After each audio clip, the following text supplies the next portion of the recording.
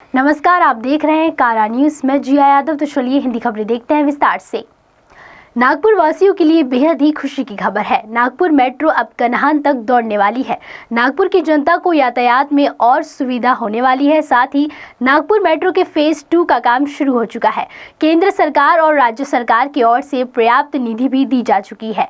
आने वाले साल के दिसंबर माह तक मेट्रो के फेज 2 का काम पूरी होने का टारगेट सेट किया गया है।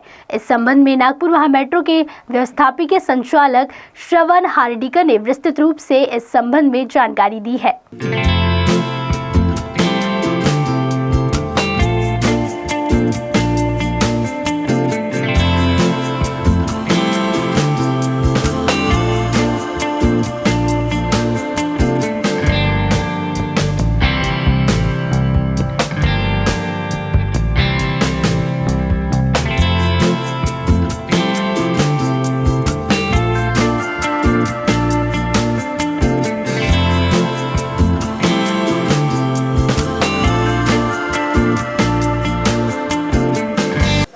नमस्कार।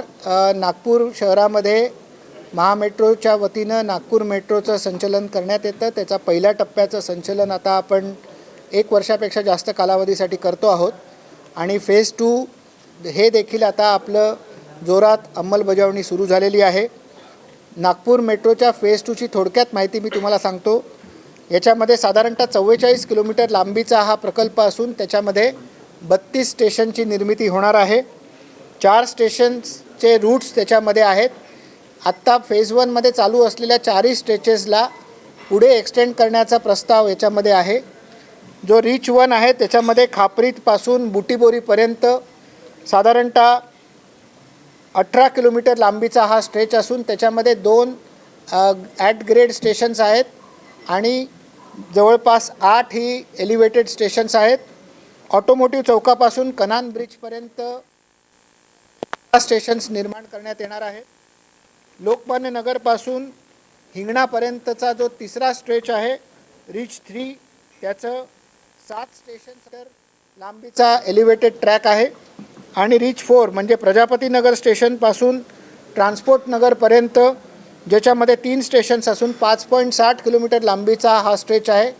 असा एकूण 44 किलोमीटर लांबीचा फेज 2 प्रकल्प आपण लॉन्च केलेला आहे। याच्यामध्ये पहिल्या टप्प्याचं निविदा प्रक्रिया पूर्ण करण्यात आलेली असून त्याची कामं देखील साईटवरती सुरू झालेली आहेत। पहिल्या 8 किलोमीटर लांबीच्या कामांची सुरुवात ज्याच्यामध्ये साधारणतः 2 किलोमीटर लांबीचं 2 स्टेशन असलेलं ॲट ग्रेड डेव्हलपमेंट आणि जवळपास 6 किलोमीटर लांबीची 6 स्टेशन असलेली एलिव्हेटेड डेव्हलपमेंट कामठी रोडवरती याचं कामकाज सुरू झालेलं आहे। वेगानं याचं काम सुरू झालेलं असून पुढच्या 1.5 वर्षामध्ये याची अंमलबजावणी करण्याचा आमचा मनोदय आहे। यासाठी लागणारी जी सिस्टीमची टेंडर्स आहेत त्याची देखील पूर्तता करण्यात येत असून टेंडर्स सध्या सगळी लाईव्ह आहेत। कॉन्ट्रॅक्टसाठीची देखील टेंडर अंतिम टप्प्यात असून त्याची फायनान्शियल ओपनिंग स्टेजमध्ये ती आहेत आणि पुढील काही महिन्यातच हे निविदा पूर्ण करून उर्वरित कामं देखील लवकरच सुरू होतील। यासोबतच पहिला टप्पा जो आपण आता सध्या कार्यान्वित केलेला आहे, मला सांगायला आनंद होतो की जवळपास 1 लाखाची रायडरशिप आज पहिल्या टप्प्यात routes, share auto, e scooter यांच्या माध्यमातून आपण नागरिकांना आता उपलब्ध करून द्यायला सुरुवात केलेली आहे आणि नागपूर म्युनिसिपल ट्रान्सपोर्टच्या मदतीनं आपण अधिकाधिक फीडर सर्व्हिसेस सुरू करण्यावरती आता भर देत आहोत।